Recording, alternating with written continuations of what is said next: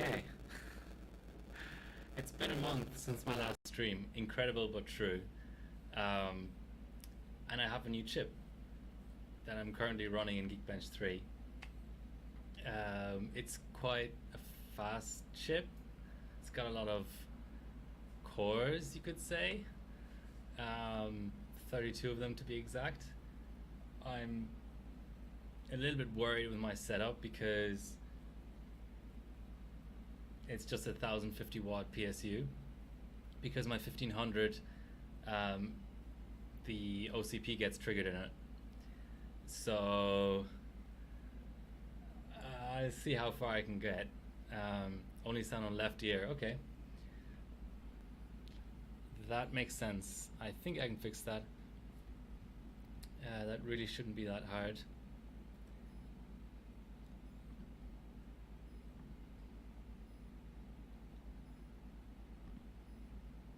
Okay, there we go. That's fixed. Yeah. So this kind of stuff, like only sound on left ear, you're gonna have to bear with me on that because I had to re-image my streaming PC. So many reasons why I couldn't stream for a month. One of them being that I had to re-image my streaming PC.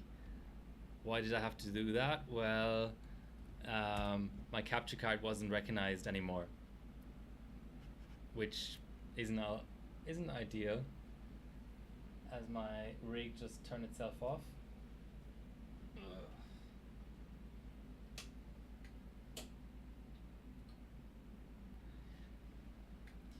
Yeah, so at one point I was close to streaming and my capture card wasn't recognized anymore. I reinstalled the driver, I reinstalled everything except the OS, and nothing worked anymore. So I had to re-image my streaming PC from scratch, and as part of that I also had to reset up all my OBS and so on. That actually wasn't the worst delay uh, for streaming, but it was certainly one of them. Um, my home internet has gotten worse too. I don't know how that can happen actually, but it has gotten worse. Uh, yeah, so there've been a few challenges to say the least. As I just see some dropped frames. Okay, seems better now. Yeah, so this is the 2990WX, the highest core count consumer chip around at the moment. And it's not easy to overclock. It's probably an understatement. Yeah, okay, so my profile has been reset. I think we're all good. Let's see if you can go with that. So specifically, let's get away from just the regular challenges of trying to get a stream going. Specifically to this chip. First of all, my Zenith Extreme appears to be dead. Not exactly sure why, but it appears to be dead or close to dead. So my only board is the Tai Chi. Great board. But it does have a few flaws. One of them being that it won't boot on this chip, or rather on second gen Threadripper chips, unless you throw the VGA in the last slot. Not the first slot, not the second slot. It has to be the last slot. So I had a little bit of fun trying to figure that out, because it would actually hang on the post screen. And when I originally bought this chip, this was my only board, so I thought, fuck, this eBay seller screwed me over and actually sold me a dead chip. So yeah, I had to get somebody else with a board to check the chip to make sure it was okay. After that, I thought there was some sort of an issue with the BIOS. I mean, I obviously tried through all kind of different BIOSes, and it's only with second gen chips. So I mean, Threadripper at the best of times isn't a good I mean, it's not an easy platform to run, but second gen adds more complications. Um, what kind of complications? Um, well, as far as I know, the only boards that will boot, you can get into BIOS, but the only boards that will boot Windows 7 on second gen are the Meg Creation and this board right here. I haven't heard of any other ones. I can't tell you exactly what it is. It's related to the AGISA or the BIOS, but I can't say what it is, because if I flash the second gen BIOS on this board and put a first gen chip in it, I have the same issues with booting Windows 7. Robo voice. Yeah, all of the wonderful issues. All of the wonderful issues that I've had before will probably have to be ironed out again. Let's see. So we're already down mixed. All good now. Okay. So that's the issue. Basically, is you have a certain set of BIOSes that include the AGISA that's recent enough to run. Now we have an echo. Yeah, well, we may have to live with it. Let's see. Well, once I'm running a bench, maybe I can revisit that. But basically, there are 3 BIOSes on this board that are with a recent enough AGISA to allow second gen to run. Yet, on this board they include the secret sauce to also be able to boot Windows 7, because actually, from a hardware perspective, and also from from a board and a chip perspective, there's nothing really in the way of booting Windows 7 on at all, but it's just that there seems to be something in the new AGISA that for other boards there's that little bit extra bit to once again allow Windows 7 isn't in there.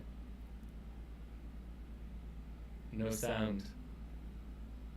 Boring lecture in progress. I mean,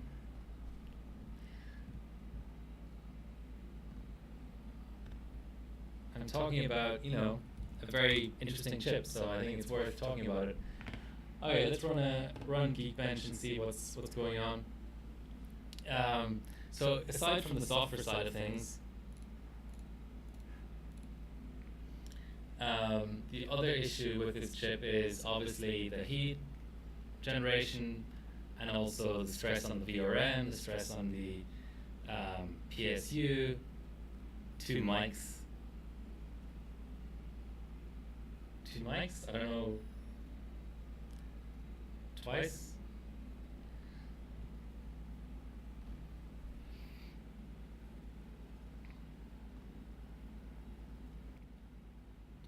Okay. I once again change the setting.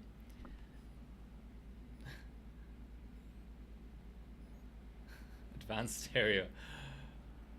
Alright, so VRM issues, PSU issues. So my Corsair AX1500i triggered OCP on this chip. Yeah,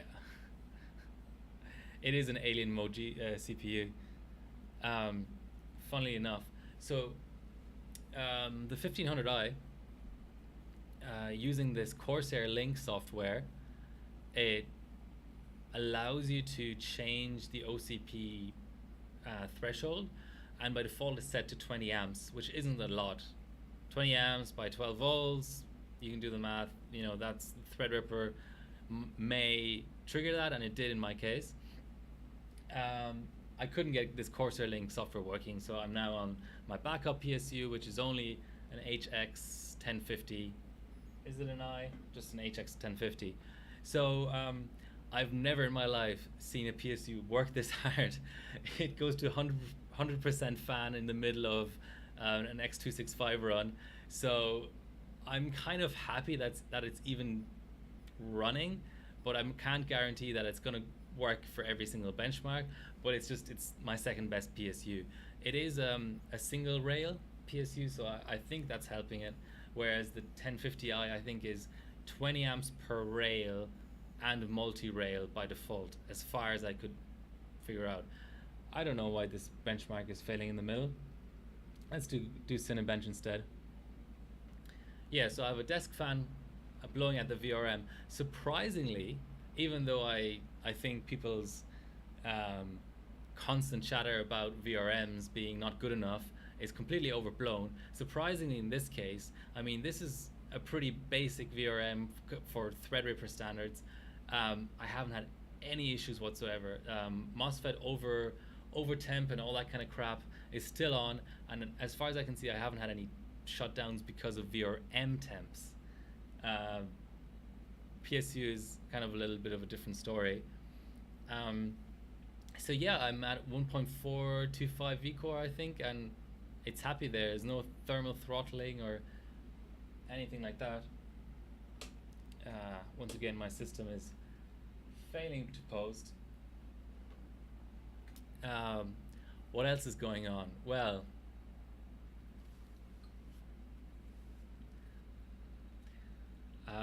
in case nobody has seen that hat before, I'm also wearing a Ryzen t-shirt. This isn't technically Ryzen, but you know, close enough. A few Ryzens glued together, so I thought I'd wear that.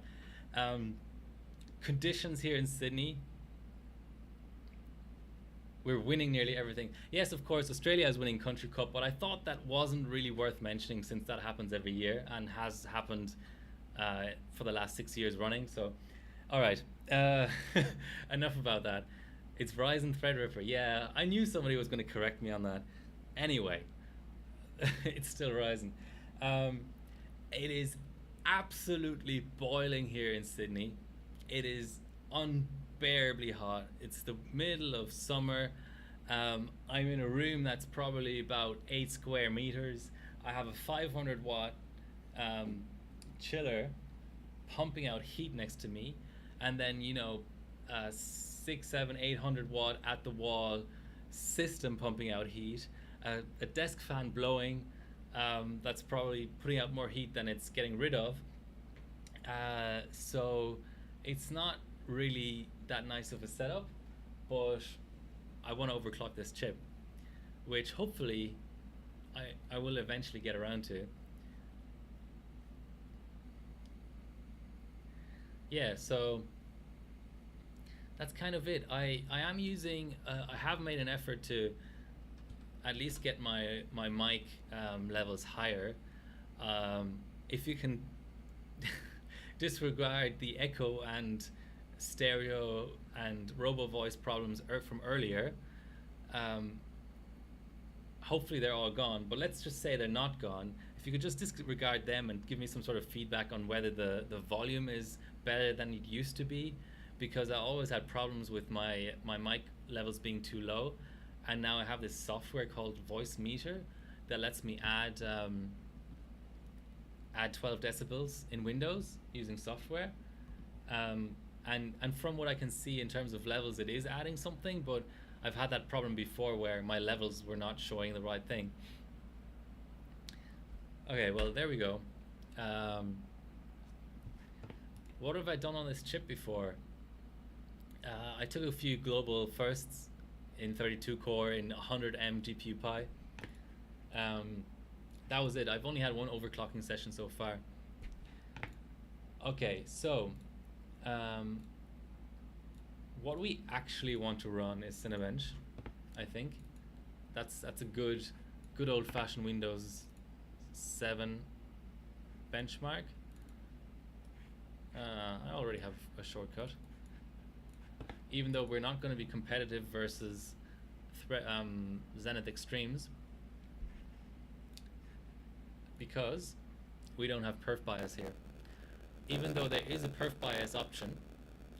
Look at all those threads. Okay, 5,000 is really crap though. I wonder what went wrong there. Maybe I'm actually at stock here. Maybe it did the gigabyte thing of resetting stuff without telling me. Yeah, I think it's at 3 gigahertz, but let's just confirm here. How is everybody else? I really didn't intend to... What happened to the mic? I didn't do anything with the mic. I didn't change any settings, so... Okay, we're 2 gigahertz, so let's reboot again.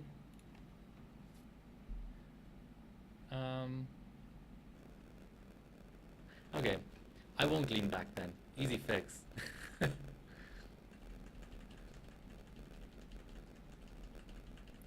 So yeah, I actually have a formal complaint in about my ADSL. It used to be, I can probably show you my config page. It is, just in case you think I'm exaggerating in some form or another.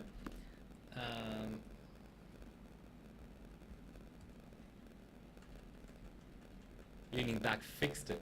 Okay, but it's not back any yet again, is it? All right.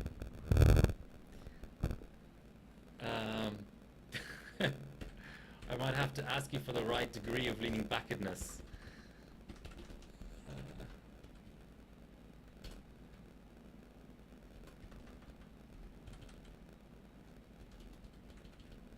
Let's try 3200.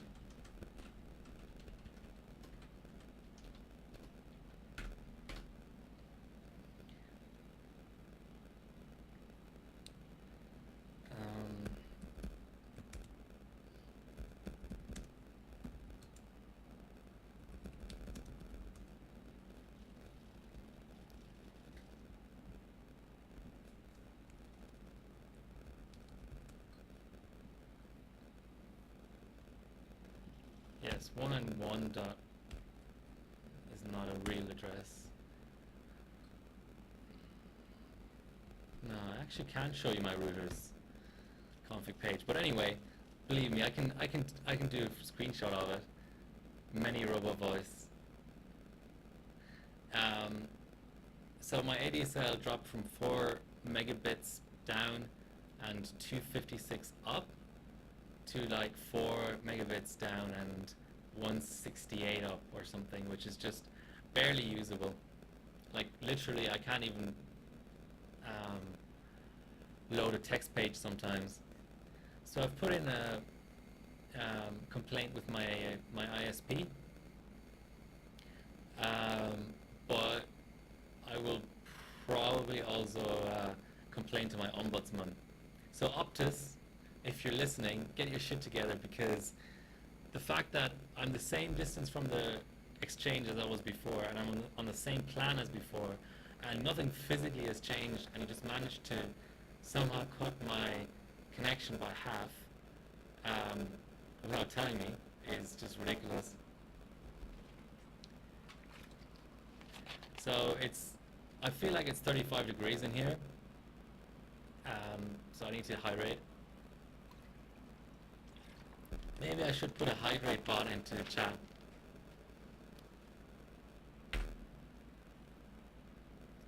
Dodgy 3.5 millimeter.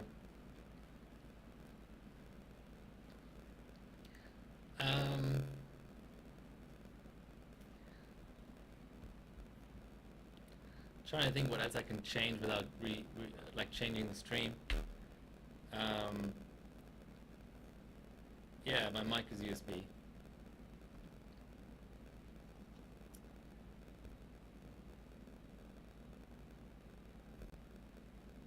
Yeah, my USB mic is cursed.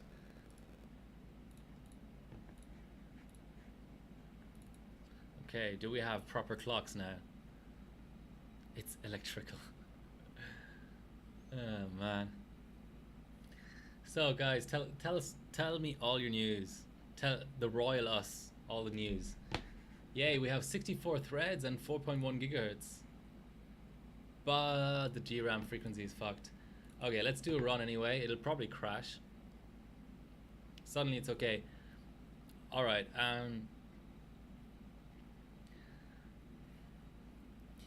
I was gonna say I'm gonna do a test stream, but the reality of it is I'm struggling to stream once a week as it is.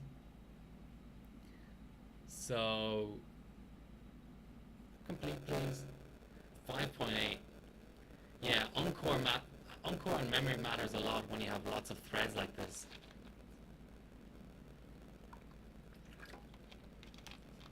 So even though I love this board, the fact that it does the gigabyte thing of not training memory but still proceeding to boot OS is complete bullshit.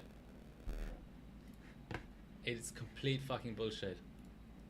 And I have to, like, one thing I'll say to ASRock engineers is, how the fuck do you not notice when you're testing a new BIOS, or actually an entire new set of BIOSes for an entire new CPU release, that it won't boot with the VGA in the top slot, which is, I would guesstimate what 95% of people do is put the VGA in a single VGA system in the damn fucking first slot.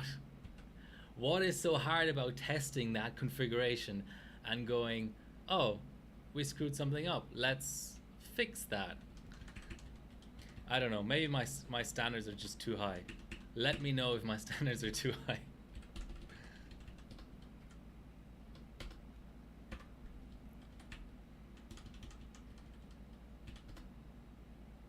Oh, okay. Maybe I need to go 12, 12, 12 here.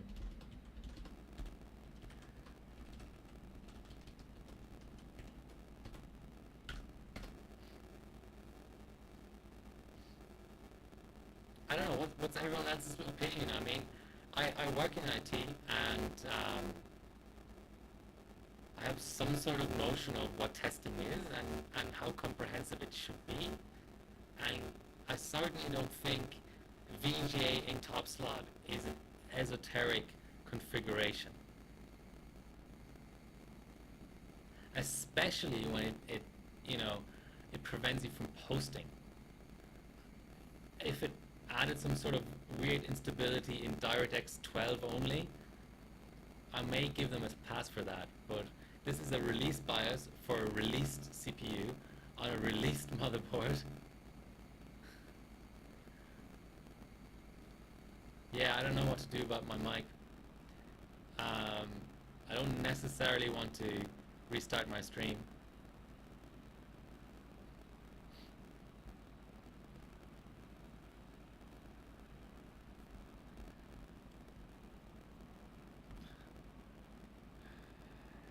It is sort of worrying that the loudest component I hear right now, just as it's booting into Windows, is my power supply.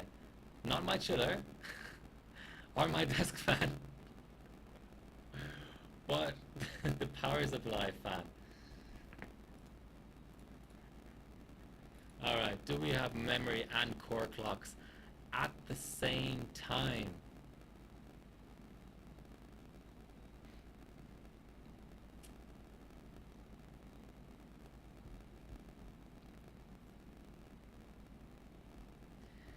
Alright, I mean, I can change some settings.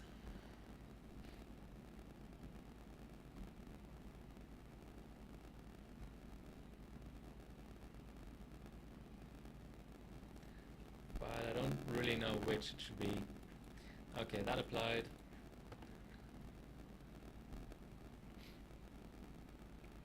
Yeah, but the thing is, stereo, mono, and bitrate up and down is a stream restart. If you guys think it's worth, and there's no guarantee that it's going to fix it. So if you guys think it's worth, if the audio is so bad that that I should restart my stream, then I'm fine with it. But just to let you know, and it may not fix it. I mean, I've gone through this exact thing before, and I mean, all I can change in let's say in stream is mono, like volume, that kind of thing, you know. Okay, so 5800 was the last result for Cinebench. It should be over 6000 because, well, it may also crash. Let's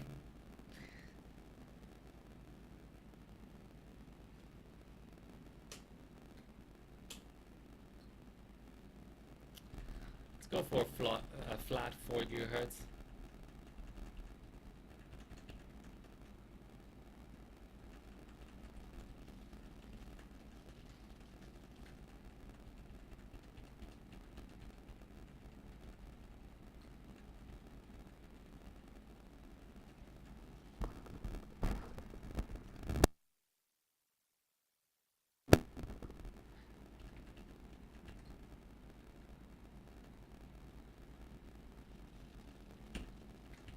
Okay. What I'll do is one stream restart. My system is rebooting at the moment anyway, so I'll change the bitrate and come back.